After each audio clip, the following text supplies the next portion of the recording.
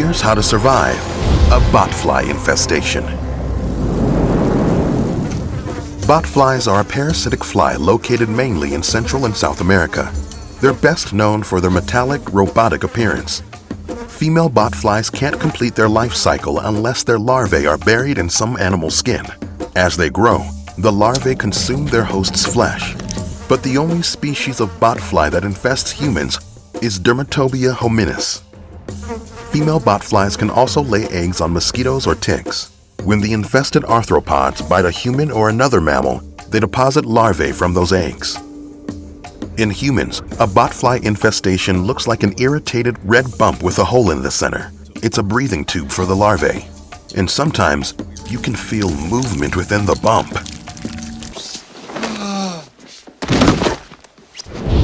How could a botfly infestation kill you?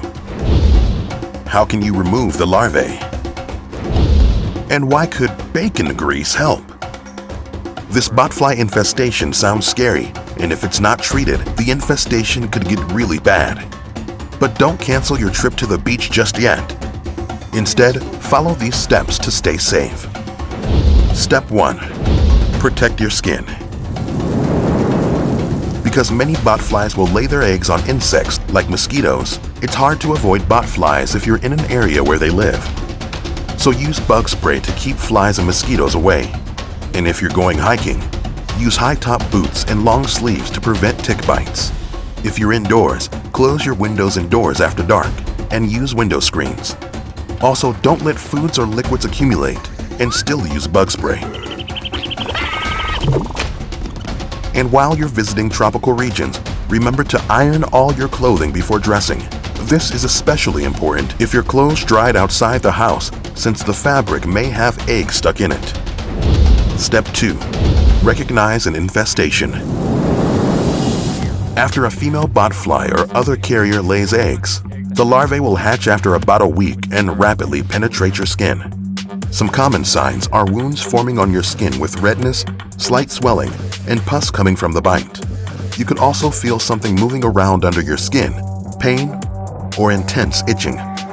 Usually a dermatologist or infectologist observes the wounds and diagnoses the botfly infestation.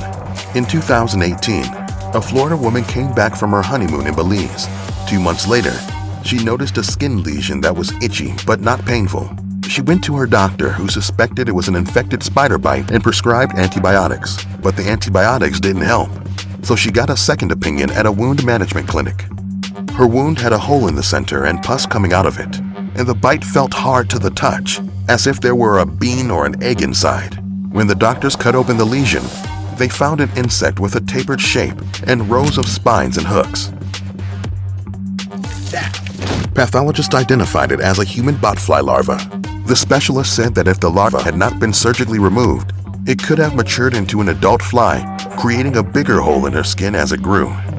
Within a week of its removal, her skin had completely healed. Step 3. Remove the larva. The most common method of removing a botfly larva is to apply a topical anesthetic, slightly enlarge the opening, and use forceps or tweezers to remove the larva. Other methods include using a venom extractor syringe to suck out the larvae, and taking the antiparasitic drug avermectin causes the larvae to suddenly leave the skin. Also, flooding the opening with iodine can make the fly poke out of the hole, so it can be removed with forceps. Another way to kill the larva is by suffocating it. Seal its breathing hole with something greasy like petroleum jelly. But if you don't have any, bacon grease can work just as well. Then enlarge the hole and remove the carcass with forceps. Step 4. Don't squeeze it out.